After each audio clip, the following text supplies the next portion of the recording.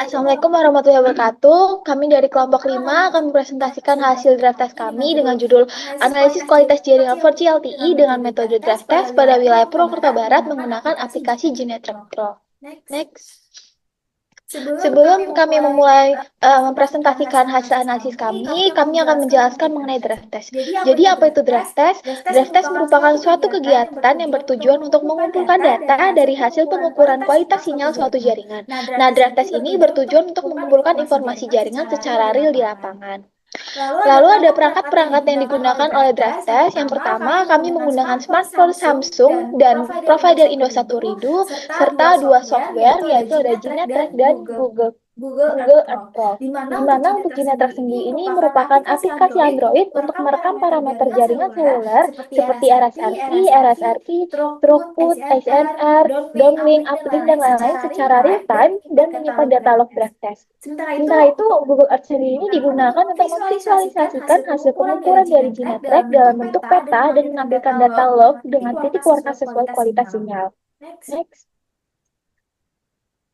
Nah, berikut merupakan rute draft test yang kami lalui, di mana di sini kami start dari Jalan Jenderal Gatot Subroto ke Jalan Kaumanama, lalu menuju Jalan Jenderal Sudirman, dan ke Jalan Kolonel Sugiri.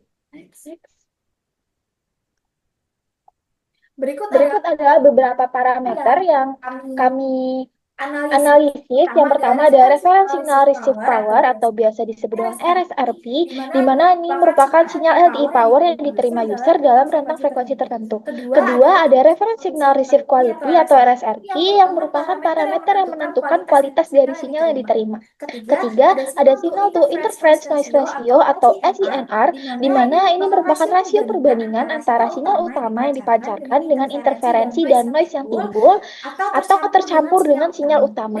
Dan terakhir ada downlink dan uplink rate yang merupakan kecepatan penginstalan dan pengunduhan data.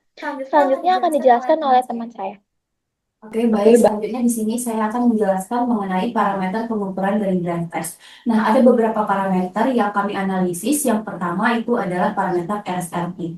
Nah, pada hasil parameter RSRP, yang pertama itu kategori sangat baik, di mana nilai parameternya itu lebih besar dari min 80, itu kami mendapatkan jumlah sampel sebanyak 74 sampel. Dan yang kedua, kategori baik dengan rentang min 80 sampai dengan min 90, itu terdapat 135 sampel. Dan yang ketiga, kategori cukup, itu berada dalam rentang min 90 sampai dengan min 100, itu kami mendapatkan jumlah sampel sebanyak 109. Dan yang keempat, itu ada kategori buruk atau dengan nilai parameter kurang dari min 100, itu kami mendapatkan jumlah sampel sebanyak 3 sampel. Nah, jadi secara keseluruhan itu terdapat 321 sampel. Nah, untuk nilai maksimumnya sendiri itu ada di min 68 dB, dan nilai minimumnya itu ada di min 101 dB, dan untuk rata-ratanya itu ada min 87,044 dB. Sehingga berdasarkan hasil rata-rata yang didapatkan, maka dapat dikatakan bahwa parameter RSRP itu berada dalam kategori baik untuk wilayah yang diuji. Next.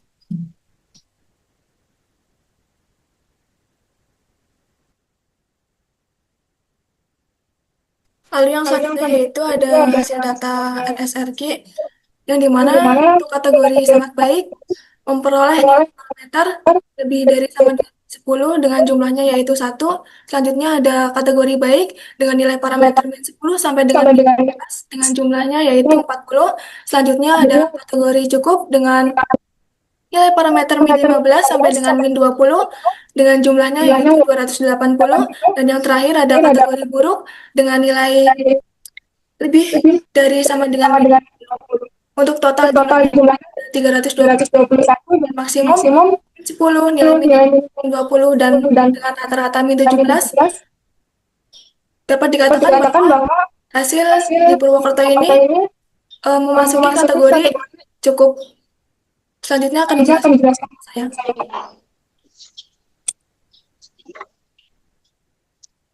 Berdasarkan hasil pengukuran SNR, diperoleh bahwa kualitas sinyal berada dalam kategori yang buruk. Hal ini terlihat dari hasil draft test sebaran SNR yang didominasi oleh warna oranye.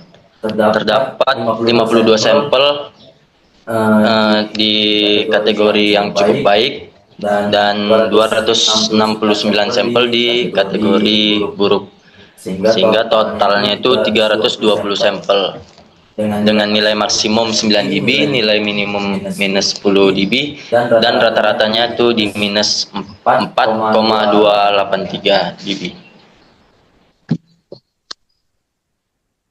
Selanjutnya ada hasil data uplink downlink. Di sini ada total data yang kami peroleh yaitu 321 downlink dan uplinknya sama.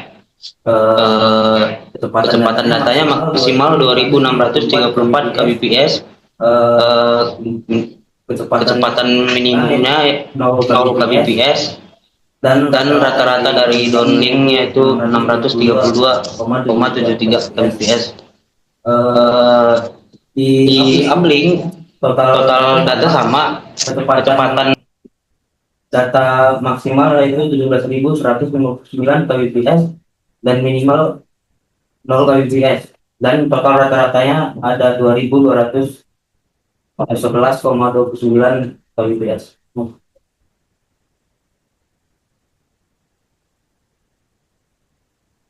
Selanjutnya ada kesimpulan dari hasil data kami menyimpulkan bahwa yang pertama, hasil analisis merupakan bahwa kualitas sinyal RSRP menunjukkan kategori baik 42% dan kategori cukup sebesar 34% dan buruk sebesar 1% secara keseluruhan. Kondisi jaringan dapat dikatakan dalam keadaan baik. Kedua, hasil analisis menunjukkan kualitas RSRQ pada kategori cukup 87%, sementara kategori sangat baik hanya 0,3%. Hal tersebut menunjukkan kualitas RSRQ didominasi oleh kategori cukup.